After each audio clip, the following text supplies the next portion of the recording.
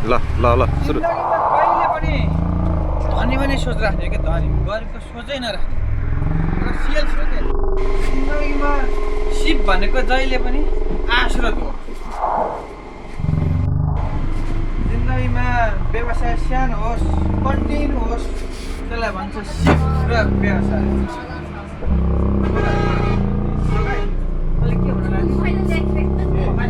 जिन्दगीमा सिप भनेकै पेसा हो होइन, त्यसलाई सिपलाई नै पैसा भनिन्छ।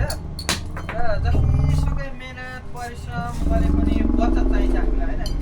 र कन्टेन्ट भिड हाम्रो साथीहरूसँग बोल्ने व्यवसाय गर्ने सानो व्यापार होस् अनि कन्टिन्यू आजकल होस्, त्यसलाई पैसा कमाएर मात्रै हुँदैन, पैसा सेभिङ गर्न पनि जान्नुपर्छ कि। यदि सेभिङ भयो भनेदेखि मान्छेको जिन्दगी त्यत्तिकै लाइफ हुन्छ। पैसा कमाउनु कसै रहर हुन्छ, तर जति कमायो भने सेभिङ भयो भने सेभिङको अर्थै भयो। त्यही भएर हामीले जति कमायो भने तेल खर्च कति हो, बचत कति हो, हाम्रो दिनको आश्रय कति हो, दिएको हिसाब खर्चको हिसाब राखेर पैसा सेभिङमा लग्यो भने हाम्रो अवश्य पैसा जीवन उन्नति र प्रगतिमा जान्छ जस्तो लाग्छ। र सबैभन्दा ठुलो चाहिँ हाम्रो सेभिङ हो। पैसामा पुग्दैन भने त्यही लाँदै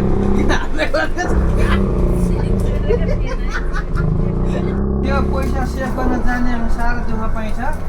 त्यही भएर हामीले खुद्रुकै सेभिङ गर्नुपर्छ। हाम्रो खाता ब्याङ्कमा जान अल्छी लाग्यो भने टक्क दिनभरि व्यापार गर्ने, बेलुका कति सेभिङ गर्ने दिनको पैसा टक्क टक्क आफ्नो आयस्रोत बच्चे अनुसार चाहिँ खुद्रुकैमा हाल्नु होला, त्यसबाट सिक्नु होला।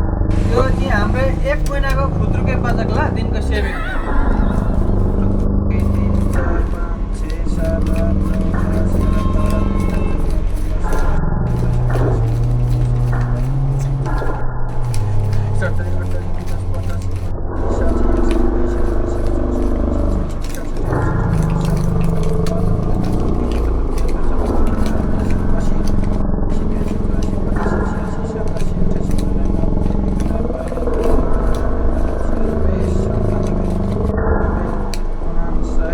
एघार 100 लो 1 लाख पुगेछ अरे।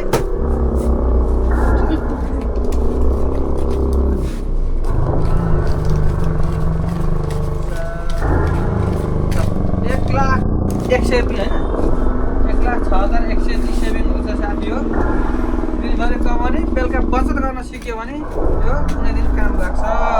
त्यही भएर कमाउनु नै सबैभन्दा ठुलो होइन, धनी बन्ने नै सानो पैसा होस्, सधैँ बचत गर्न सिकौँ, थोरै कमाइ होस् तर सेभिङ अच्छा होस्, यस्तो हो सेभिङ।